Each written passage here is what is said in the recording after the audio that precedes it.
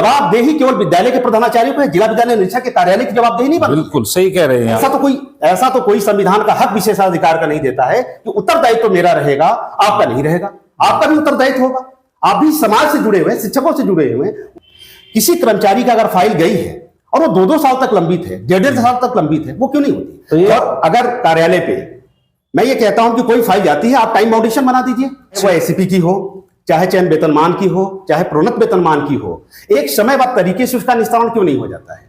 कि जिले में जिला विद्यालय निरीक्षक से अगर कोई आदेश आता है, आप व्हाट्सएप पे भेज देते हैं प्रधानाचार्य के एडेड ग्रुप पे। अच्छा, मानना है कि जब हम ओपीएस के दायरे में नहीं हैं और रिटायरमेंट के बाद एनपीएस हमारे लिए महत्वपूर्ण होता है, तो इस एनपीएस का क्रियान्वयन जब तक पुरानी पेंशन बहाल नहीं करती सरकार, तब तक ये सरकारी अंशदान उन्हें निरंतर मिलता रहे और उनका जो मेहनत का पैसा उनके काटा जाता है उनके वेतन से, वो जुड़कर उनका एक कॉर्पस खड़ा हो जाए। आपकी ये मंशा है? बिल्कुल।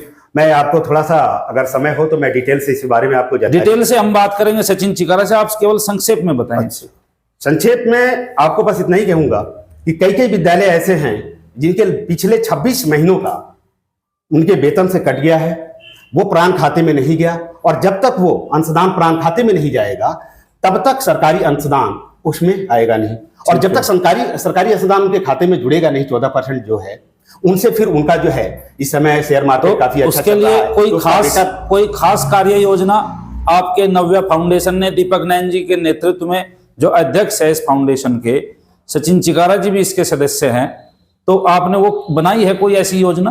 कार्य योजना भी बनाई है, उसमें लगातार हम तमाम कॉलेजों के जो है 1-2 शिक्षक हमने एनपीएस प्रकरण को लेकर निर्धारित भी किए हैं, और वो अपने कॉलेजों के प्रकरण हमने उपलब्ध करा रहे हैं। जिनका भी प्रकरण हमें संगठन के लोगों को मिल जाता है, एनजीओ के लोगों को मिल जाता है, उनको हम कार्यालय में ले जाकर और वहां पे उनके पैसों को जो है उनके प्राण नंबर में जो है हस्तांतरित करने का प्रयास जारी रखते हैं। अच्छा, एक आप आरटीआई का काम करते हैं, आरटीआई एक्टिविस्ट के रूप में आपने काम किया। एक प्रकरण आया हजारीलाल मेमोरियल इंटर कॉलेज खेला का जी, वहां के शिक्षक आपसे हमसे संयुक्त रूप से मिले और उन्होंने बताया कि उनका 3-3, 4-4 माह का वेतन नहीं आता। उनकी जो मुख्य समस्या अभी चल रही है, मुकेश शर्मा जी एक वहाँ सहायक अध्यापक है, उन्होंने अपना प्रत्यावेदन दिया है कि अगस्त सितंबर में उनका इंक्रीमेंट लगना था, जो आज तक नहीं लगा। वहीं एक बहन कार्यरत है निधि शर्मा, वे अभी अस्थायी रूप से राजकीय इंटर कॉलेज बागपत में कार्यरत है, उनका भी जनवरी में प्रत्यावेदन उन्होंने दिया, उनका भी इंक्रीमेंट नहीं लगा। इन समस्याओं को आप कैसे देखते हैं और किसे इसके लिए जिम्मेदार मानते हैं? बड़ी दुखद स्थिति है।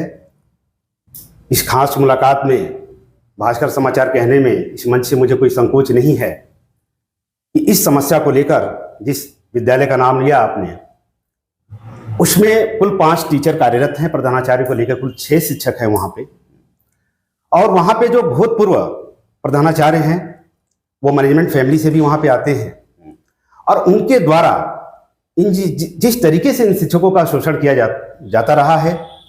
जब ये समस्या हम संगठन के पास आई, आपके पास आई, तो काफी ये लगा कि आज 21वीं सदी में भी माननीय मुख्यमंत्री योगी जी और प्रधानमंत्री के इस करप्शन फ्री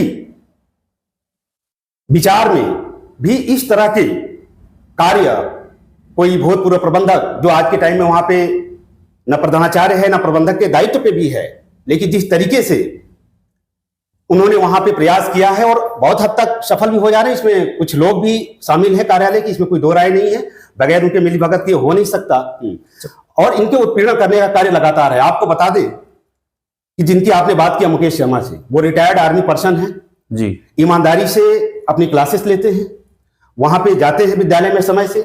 लेकिन आप सोचिए कि जिस विद्यालय में बच्चे ही नहीं है जाते हैं, रजिस्ट्रेशन कुल 40-42 का रजिस्ट्रेशन है, हाँ सर 70 के आसपास बता रहे थे, 70 के आसपास समझ लीजिए उसको, लेकिन वहां पे अटेंडेंस जो है 0 रहती है। वहां शिक्षक खाली बैठ के क्या करेगा? और फिर आप उसके ऊपर ये कहते हैं कि आप क्लासेस में नहीं जाते, आपके ऊपर आरोप लगा देंगे। जिला विद्यालय निरीक्षक धर्मेंद्र सक्सेना जी से आप मिले इस बारे में? कई बार मिला, उनसे कई बार प्रत्यावेदन दिया। मुझे जहां तक याद है कि मैं उनसे 4 बार मुलाकात किया हूं और उन पर गौर कराया हूं कि माननीय जिला एक मुझे उन्होंने भेजा है मुकेश शर्मा जी ने, उन्होंने लगभग 12 लोगों को इसको प्रेषित किया है। माननीय मुख्यमंत्री उत्तर प्रदेश, माननीय वित्त मंत्री भारत सरकार, शिक्षा मंत्री माध्यमिक शिक्षा उत्तर प्रदेश, शिक्षा निदेशक लखनऊ श्रीमान, सचिव माध्यमिक सेवा चयन बोर्ड प्रयागराज, संयुक्त सचिव प्रथम मंडल, उप शिक्षा निदेशक, जिलाधिकारी महोदय, पुलिस अधीक्षक महोदय, क्योंकि उनको कई बार लाइव थ्रेट भी दी जा रही है, प्रबंध संचालक श्रीमान प्रधानाचार्य जी, इतने लोगों को उन्होंने टैग करके ये भेजा है। जी जी जी। उनकी समस्या पिछले 6 माह से ऐसे लंबित पड़ी है। तो कार्यालय में जो संबद्धीकरण है, अभी वर्तमान में वहां कार्यालय में बहुत सारे कर्मचारी काम करते हैं, उनके बारे में आपकी क्या राय है विशाल राय जी?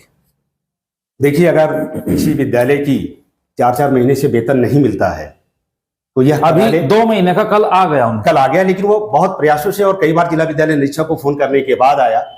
खासतौर से जिस विद्यालय की आप बात कर रहे हैं, यह प्रकरण जो है कई मीडिया समाचारों ने इसको उठाया से इसको छापा है। मैं अब भी चाहता हूं कि जो संबद्धीकरण है कार्यालय में, क्या आपको लगता है कि वहां शासनादेशों का पालन नहीं हो रहा है? बिल्कुल, कार्यालय में बहुत सारे ऐसे कर्मचारी जो है संबंध हैं जो शासन के नियमों के विपरीत हैं, और कहीं ना कहीं जो कार्यालय का भ्रष्टाचार है उसमें ये चीजें प्रमुख तौर पे जो है उभरी हैं। आप शासन से जो है कर्मचारी की मांग करिए, शासन कर्मचारी उपलब्ध कराएगा आपको क्या जरूरत है किसी विद्यालय से संबद्धीकरण करने का जब आदेश ही नहीं है तो और दूसरी सबसे बड़ी बात, इन आदेशों के खिलाफ आप किससे मिले, किस अधिकारी से जाकर मिले कि आदेशों का पालन नहीं हो रहा है? मैंने जिला विद्यालय निरीक्षक से भी मिला, जिला अधिकारी महोदय से भी मेरी मुलाकात हुई, उनके सामने भी रखा, ये प्रकरण उनके संज्ञान में भी है, जिलाधिकारी महोदय के भी, लेकिन वस्तुतः अब तक कोई संतोषजनक उस पर प्रगति नहीं है। ठीक है, तो और आपकी क्या रणनीति है इस पे? रणनीति यह है कि सिविल सोसाइटी के तौर पे, एनजीओ के तौर पे शिक्षकों की अगर समस्याएं हैं तो जहां तक भी अपना दायरा है उस दायरे में उनके लिए काम करते रहेंगे, खड़े रहेंगे, उनकी आवाज को अपनी आवाज देने का काम करेंगे। अच्छा, अब दीपक नैन जी के नेतृत्व में आप काम कर रहे हैं। दीपक नैन जी इस एनजीओ के अध्यक्ष हैं, पूर्व में आप जिला मंत्री रहे हैं, तो अब आप कैसे कैसे शिक्षकों की समस्याओं का हल करते हैं, कैसे कर्मचारियों की समस्याओं का हल करते हैं, कृपया उस पर कुछ बताएं।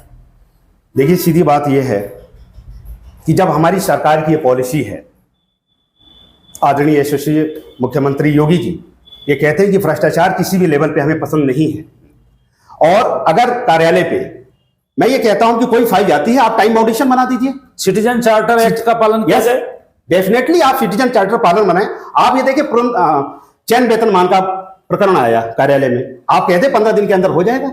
सुना है एक शिक्षक साथी कार्यालय जाते थे छुट्टी के बाद, जो सूजरा इंटर कॉलेज में कार्यरत थे अरविंद सोनी जी, वो दुर्घटना में बेचारे दुर्भाग्य से उनकी जो है वहां एक्सीडेंट हुआ। एक्सीडेंट होने के बाद उनकी जो है मौत हो गई, क्योंकि वो लगातार कार्यालय के चक्कर काट रहे थे और उनका काम नहीं हो रहा था। उस पर आप क्या कहेंगे? बात फिर समस्या घूम के वहीं पे आती है कि एक हमारे साथी की जो है दुर्घटना में दुखद मृत्यु हुई, उसके पीछे का कारण ये रहा कि उनका प्रकरण जो है लंबित था, और उनके लिए वहां पे कॉल करके बुलाया गया कि आप आ जाइए, आज जो है मुलाकात करनी है डीवाईएस महोदय से। ग्रुप आया है संगठन के आह्वान पे, वो वहां पे गए थे, और आकस्मिक तौर पे जो है रोड को क्रॉस करते वक्त एक वाहन की चपेट में आ गए और उनकी दुखद मृत्यु हुई। मैं कहता हूं कि ये परिस्थिति आती क्यों है? कॉलेज से फाइल चली गई, ठीक है, चाहे वो एसीपी की हो, चाहे चयन वेतनमान की हो, चाहे प्रोन्नत वेतनमान की हो, एक समयबद्ध तरीके से उसका निस्तारण क्यों नहीं हो जाता है? सिटीजन चार्टर लगा दे, आप फ्लेक्सी लगा के बाहर जिला विद्यालय निरीक्षक कार्यालय के सामने आप रख दे और कह दे कि ये फाइल है, इतने दिन के अंदर हो जाएगी। ठीक है, सरकार हर काम नहीं कर सकती है। तो आपके आदर्श कौन है अभी वर्तमान में? आप किसे अपना आदर्श मानते हैं, शिक्षक राजनीति में भी और देश की राजनीति में भी? क्योंकि आप शिक्षक हैं और 3 बजे तक पढ़ाने के बाद आप समाज के लिए, शिक्षकों के लिए निस्वार्थ लड़ते हैं, उसमें आपके आदर्श कौन है?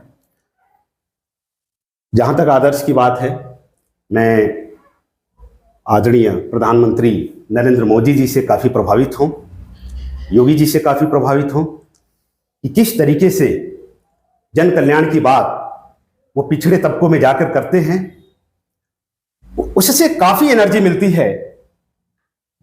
प्रधानमंत्री कार्यालय हो, मुख्यमंत्री कार्यालय हो, वो आम जन तक नहीं पहुंच सकता है। उसको पहुंचने के लिए कहीं ना कहीं संगठन है, किसी की सहायता चाहिए।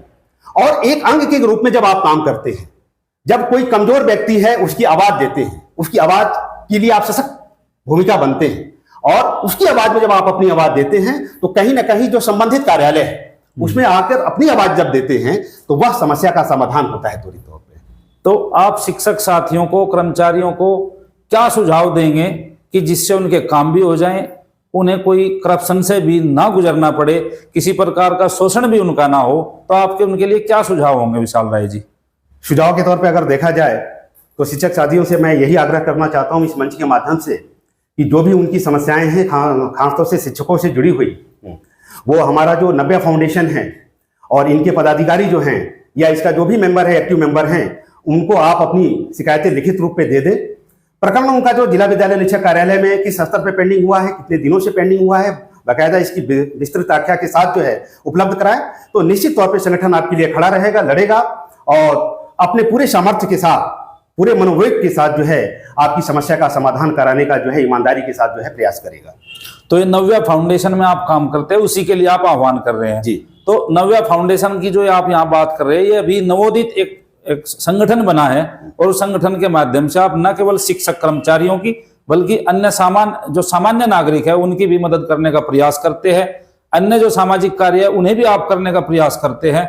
आज के इस एपिसोड में आपने ये बहुत सारी समस्याएं थी, व्यापक समस्याएं हैं, लेकिन कहीं ना कहीं आपने इनका एक समाधान भी दिया, कार्यालय की भी बात आपने रखी, आपने विद्यालय में अपने द्वारा किए गए कर्तव्यों का निर्वहन के विषय में भी आपने बेबाकी से अपनी बात रखी। अगले एपिसोड में हम जरूर और इस पर विस्तार से बात करेंगे।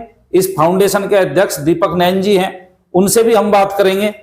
उसके अलावा एनपीएस पर इस जनपद के 950 कर्मचारियों की समस्याओं को जो लंबित पड़ी हुई है उस पर भी हम एनपीएस के हमारे प्रभारी है सचिन चिकारा जी, उनसे हम अगले एपिसोड में बात करेंगे। शिक्षा दीक्षा का एक कार्यक्रम था, आप कुछ कहना चाहते थे? जी, मैं थोड़ी सी एक बात जोड़ना चाहता हूँ, माफ कीजिएगा मैं बीच में आपको इंटरप्ट किया। मैं ये कहना चाहता हूँ राजगुरु जी कि जिले में जिला विद्यालय निरीक्षक से अगर कोई आदेश आता है, आप व्हाट्सएप पे भेज देते हैं प्रधानाचार्य के एडिट ग्रुप पे, अच्छा, और कहते हैं कि इस पे तुरंत संज्ञान, तत्काल शब्द शायद यूज किया जाता है, तत्काल इस पे संज्ञान लिया जाए, और वो 4 घंटा 2 घंटा भी समय नहीं रहता है और विद्यालय हर तरह से प्रयास करता है कि आपके आदेशों का अनुपालन हो जाए। किसी कर्मचारी का अगर फाइल गई है और वो 2-2 साल तक लंबित है, 1.5 साल तक लंबित है, वो क्यों नहीं होती? तो जवाबदेही केवल विद्यालय के प्रधानाचार्य को है, जिला विद्यालय निरीक्षक के कार्यालय की जवाबदेही नहीं बनती। बिल्कुल सही कह रहे हैं आप। ऐसा तो कोई संविधान का हक विशेषाधिकार का नहीं देता है कि उत्तरदायित्व तो मेरा रहेगा, आपका नहीं रहेगा। आपका भी उत्तरदायित्व होगा, आप भी समाज से जुड़े हुए, शिक्षकों से जुड़े हुए, उनकी परेशानियों का हल करने की जिम्मेदारी भी आपके कंधों पे है। आप अपने कार्यों से कैसे विमुख हो सकते हैं? तो कहीं ना कहीं उन जिम्मेदारियों का निर्वहन कार्यालय और जिला विद्यालय निरीक्षक महोदय नहीं करवा पा रहे हैं जी, ये आप कहना चाहते हैं? जी जी। हमारे शिक्षक, जनपद बागपत के कर्मचारी, प्रधानाचार्य, आप सभी मेहनत से विद्यालयों को चलाते हैं, समाज के लिए निस्वार्थ भाव से बहुत कम संसाधनों में बड़े बड़े काम करने का प्रयास करते हैं और नव्या फाउंडेशन उसमें विशेष सहयोग करने के लिए आपका तैयार है। अगले एपिसोड में फिर ऐसी एक खास मुलाकात खास व्यक्ति से, उसमें कोई शिक्षक साथी भी हो सकता है, उसमें कोई नवोदित छात्र जिसने नए कीर्तिमान स्थापित किए हैं वो भी हो सकता है। आज के लिए इतना ही। नमस्कार। नमस्कार।